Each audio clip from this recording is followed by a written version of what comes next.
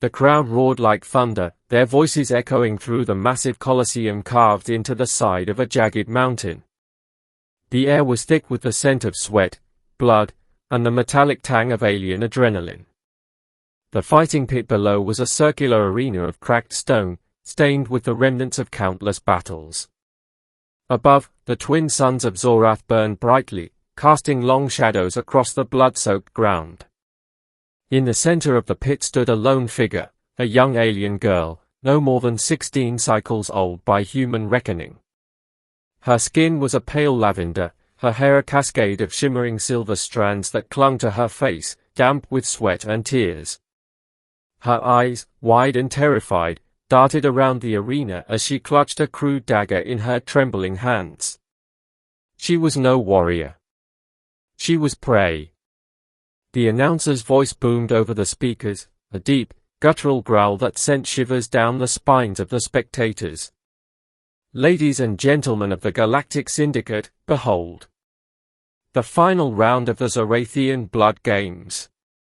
This pitiful creature, a Zolarian slave, has survived 3 rounds against our finest gladiators. But now, she faces her greatest challenge yet, the Voraxian Beast. The crowd erupted into cheers as a massive gate on the far side of the arena creaked open. From the darkness emerged a hulking creature, its body covered in thick, armored scales, its eyes glowing with a feral hunger. The Voraxian Beast was a nightmare made flesh, a predator bred for slaughter. It let out a deafening roar, its jagged teeth glistening with saliva as it locked its gaze on the trembling girl. The girl stumbled backward, her dagger slipping from her fingers. She fell to her knees, her breath coming in ragged gasps. The crowd jeered, their bloodlust insatiable. This was entertainment to them, a spectacle of suffering and death. But not everyone in the Colosseum was content to watch. In the stands, a human named Jack Carter sat among the alien spectators, his jaw clenched in barely contained rage. He was a tall, broad-shouldered man with short-cropped brown hair and a face that had seen its share of hardship. His hands, calloused and scarred, gripped the edge of his seat so tightly that his knuckles turned white. He had seen enough. Jack wasn't supposed to be here. He was a freighter pilot, hauling cargo across the galaxy to make ends meet. But when his ship had been impounded by the Syndicate for unauthorized docking, he had been forced to attend the Blood Games as part of his cultural assimilation. He had hoped to keep his head down and get out of this hellhole as soon as possible. But now, as he watched the girl cower before the beast, something inside him snapped. Someone has to do something, Jack muttered under his breath, his voice barely audible over the roar of the crowd. The alien sitting next to him, a reptilian creature with shimmering green scales, turned to him with a sneer. Do something? Ha! This is the Blood Games, human. Only a fool would interfere. Jack's eyes narrowed. Then I guess I'm a fool. Before the alien could respond, Jack was on his feet, vaulting over the railing and dropping into the pit below. The crowd gasped in shock, their cheers turning to murmurs of confusion.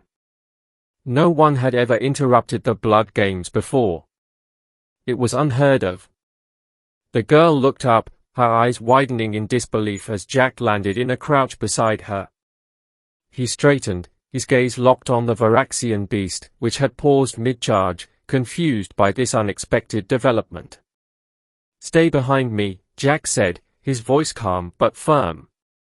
He didn't know if the girl could understand him, but she seemed to sense his intent.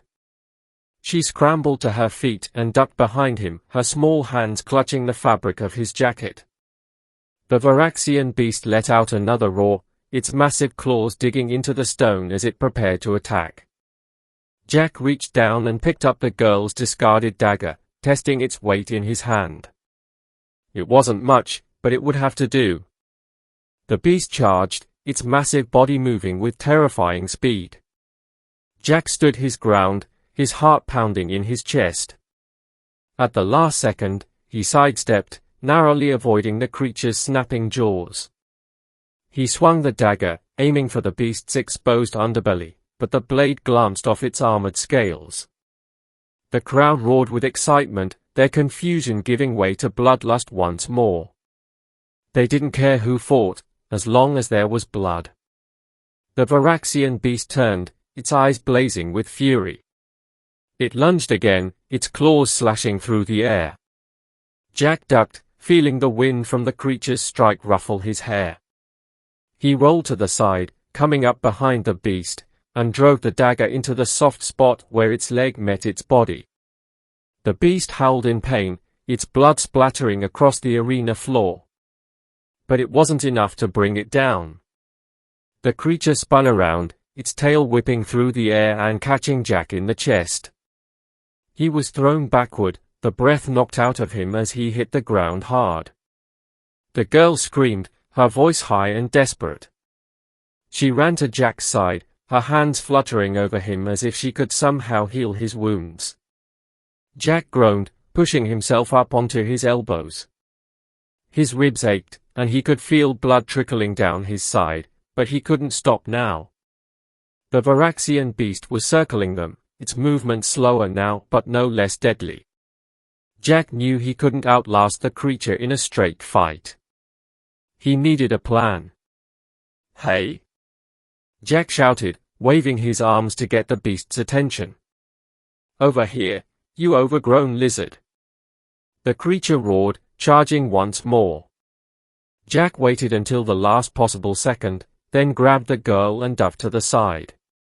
The beast's momentum carried it forward, its massive body slamming into the arena wall. The impact shook the ground, and for a moment, the creature was stunned.